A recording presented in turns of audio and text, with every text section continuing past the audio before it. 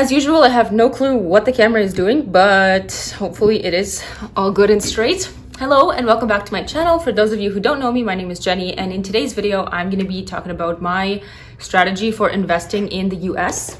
I'm not a professional financial advisor or anything like that. I'm just a fellow taxpayer and a personal finance enthusiast, if you will. And this is what I like to do. Definitely talk to a professional financial advisor to kind of navigate your own situation or do your own research. For anybody who doesn't want to stay for the entire video, here's a rundown of the steps. The first step is to figure out if your employer offers what's called an employer-sponsored retirement account and contribute just enough that you get the full contribution match from your employer. The second step is to figure out a strategy to pay off your debt, gradually start paying off your debt. The third step is to gradually build up an emergency fund, preferably in a high interest savings account. And then the fourth step is to actively begin investing. Now, I recommend to, first of all, max out your tax advantaged accounts. And the order which I like to max mine out are the health savings account, then my Roth IRA or individual retirement account. And then I like to go back and max out my employer-sponsored plan. So in my case, it's a 401k.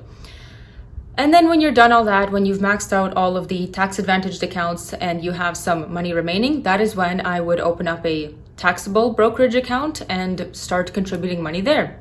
With no further ado, let's get into a full explanation of these steps. So, like I said, the first step is to figure out if your employer offers an employer-sponsored retirement account and contribute just enough that you get the full employer match. Not all employers offer employer-sponsored plans, but if they do, they often come in the form of a 401k or perhaps a 403b or a 457b.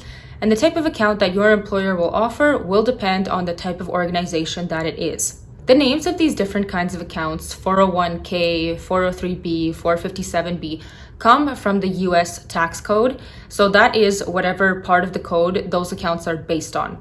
So just talk to your HR department and figure out what kind of account your employer offers if they offer an employer-sponsored retirement account. Contributions could look like your employer matching a certain percentage of your paycheck.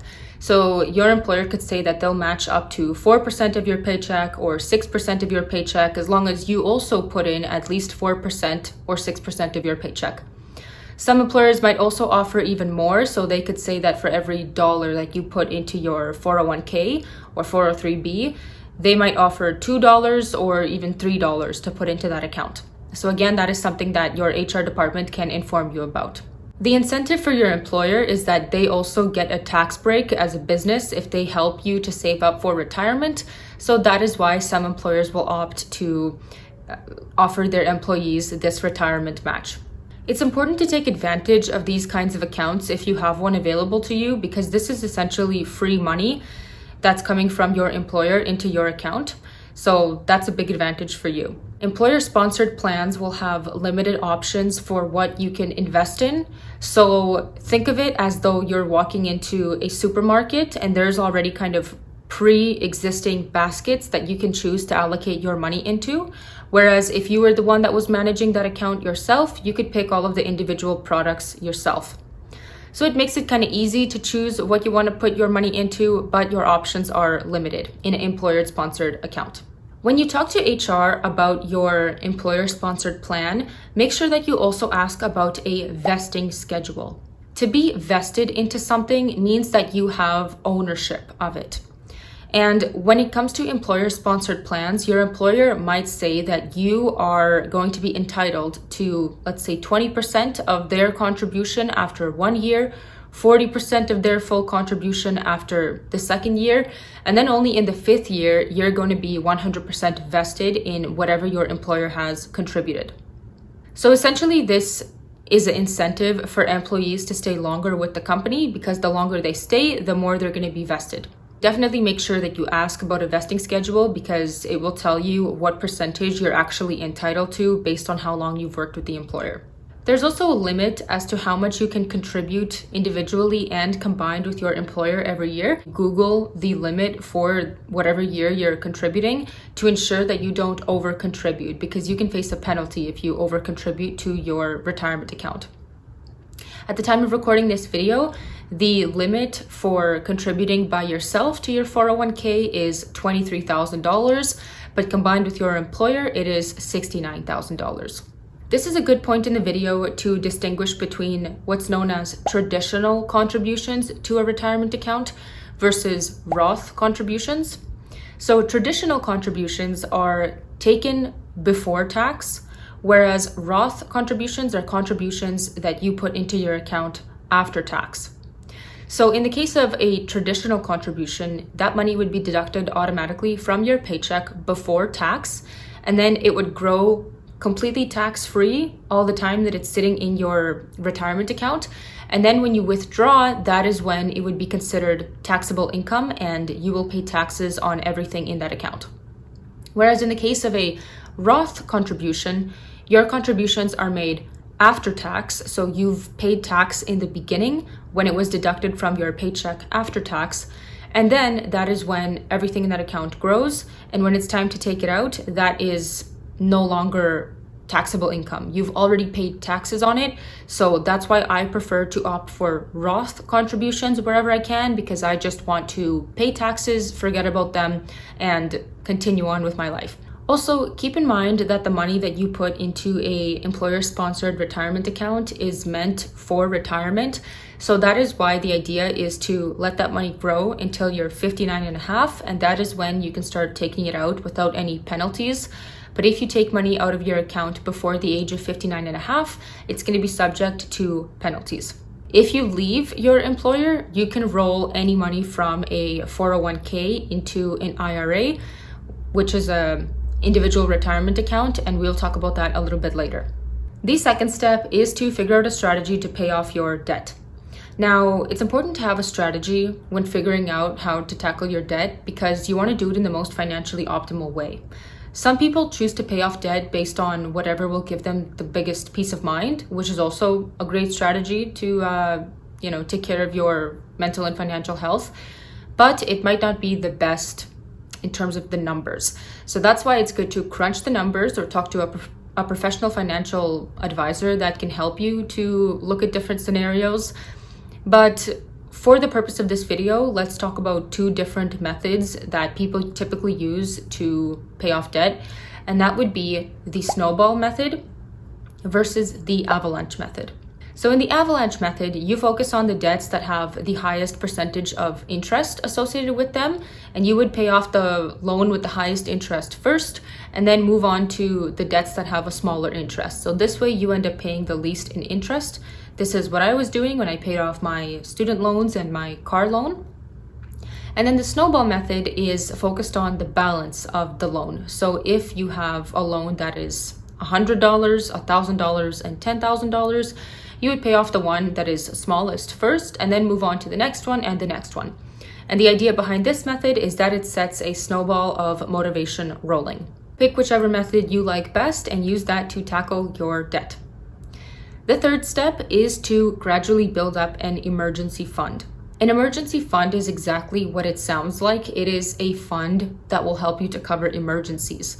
And typically this is between 3 to 6 months of expenses. This is the reason why it's really important to track where your money is going and to figure out how much money you need to make it through every month. Some people like to build up an emergency fund that's even bigger than that. I like to focus on investing, so I like to gradually build up my emergency fund, but the most of my money goes towards my investments. But also keep in mind that an emergency fund is going to be different for all individuals. It's going to be personal for your personal finance situation. If you are somebody who needs to feed a family of 4, of course you need a bigger emergency fund than somebody who is living at home with their parents and maybe isn't fully independent yet. I also feel like in the States, an emergency fund is particularly important because there isn't as much of a safety net from the government. So absolutely, when in the States, I think it's really important to have an emergency fund of at least 3 to 6 months of expenses. Probably the most important thing about an emergency fund is to keep it in a high interest savings account. especially one that is online, because online banks don't have the overhead fees that traditional brick and mortar banks have. So definitely open up a high interest savings account. It's just like a regular savings account, but it pays a higher rate of interest. And each month, put a bit of money in there to build up an emergency fund. Now that we have contributed to our employer-sponsored plan just enough to get the full employer contribution, we've also figured out a strategy to pay off our debt, and we've also opened up a high-interest savings account to store our emergency fund. It's time to start thinking about actively investing. I like to max out tax-advantaged accounts first because they offer tax advantages. Look into the different tax-advantaged accounts. This is again where it would be good to speak to a professional financial advisor or do your own research. But the three that I'm going to mention in this list are relevant to my situation, and they'll probably be relevant to a lot of young people out there as well. So the first account that I like to max out after already contributing just enough to my employer match that I need to get the full contribution, is my health savings account. A health savings account is something that can be offered through your employer, or you can even open one by yourself. But in order to qualify for a health savings account, you need to be on what's known as a high deductible insurance plan. So a health savings account is a savings account that is dedicated solely to medical related expenses. The really cool thing about a health savings account is that all of the money that you put into it is completely tax-free. The growth is completely tax-free. And when you take it out, it is also completely tax-free, given that you are spending it on medical related expenses. To figure out if you qualify for an HSA, you can call your insurance company or talk to your HR department to ask if you're on a high deductible insurance plan, and then follow through with the steps to open up a health savings account. The awesome thing about a health savings account is that after the age of 65, you don't have to spend any of the money that you take out of this account on medically related expenses. You can actually spend the money on anything, but it will be considered regular income. So you will have to pay some taxes on it, but you won't have to pay any penalties on it. So one of the strategies that people use when they open up an HSA is they basically use it as a investment account. And they're banking on the fact that after 65, they can use that money towards anything. It will just be considered a regular income and they'll be regularly taxed on it. There's limits every year as to how much you can contribute into an HSA, whether it be individually or as a family. Look up the limits for whatever year you're contributing to make sure that you don't over contribute to your HSA. The next account that I like to max out is my Roth IRA. Now, as I mentioned before, there's a difference between traditional and Roth contributions, and I like to opt for Roth contributions wherever I can because I like to pay taxes in the moment and then forget about the taxes. The Roth IRA is an individual retirement account that is not sponsored by your employer. It is your own account, and there is also a limit every year as to how much you can contribute. The reason why I contribute to this one after the HSA is because it also has tax breaks, but the contribution space is more than the HSA. So I just like to max out my HSA fully because it has a relatively small limit. At the time of recording this, it's around 4,000. Whereas the Roth IRA, at the time of recording it, it is 7,000. So I just go by how much the contribution limit is. Anyway, the idea behind the Roth IRA is also to save up for retirement. That's why it's called an individual retirement account. So that is why it's supposed to be used only after 59 and a half years old. However, if you really need to access money from your Roth IRA, you can take out the amount that you have contributed, so the principal amount, at any time, completely tax-free and penalty-free. Finally, I like to go back and max out my employer-sponsored plan. So I would already have the contributions from my employer, my contributions just to get the employer match. I would have maxed out my HSA, I would have maxed out my Roth IRA, and now I'm going back and maxing out the 401k. The reason why I like to max this one out at the very end is, again, because it has the highest limit between the HSA, the Roth IRA, and the 401k. And also because this account has the most government rules associated with it. So I just like to max out the account with the most rules at the end. Once all of those accounts have been maxed out, that is when I would move on to a taxable brokerage account. So this is just a regular investment account that does not give you any kind of tax breaks, but you can still take advantage of investing. So that's why I like to throw any excess money into there. If you have excess money lying around that you can invest, I think it's great because cash devalues due to inflation, whereas a taxable brokerage account will just continue to grow over the years. Even if you do have to pay some tax when you withdraw that money, it's still growing for you and you're not really doing anything. Some other considerations that I would also look into is if you want to open up your own 401k, if you happen to be self-employed, I would look into a solo 401k. I would also look into a simple IRA and a SEP IRA. This is for people who have their own businesses or side hustles as well. If you happen to have a spouse, I would look into a spousal IRA. If you have children, or if you want to save up for post-secondary education for your children or for yourself or anybody in your family, I would look into a 529 plan. And finally, if you happen to have a disability, I would look into the ABLE plan.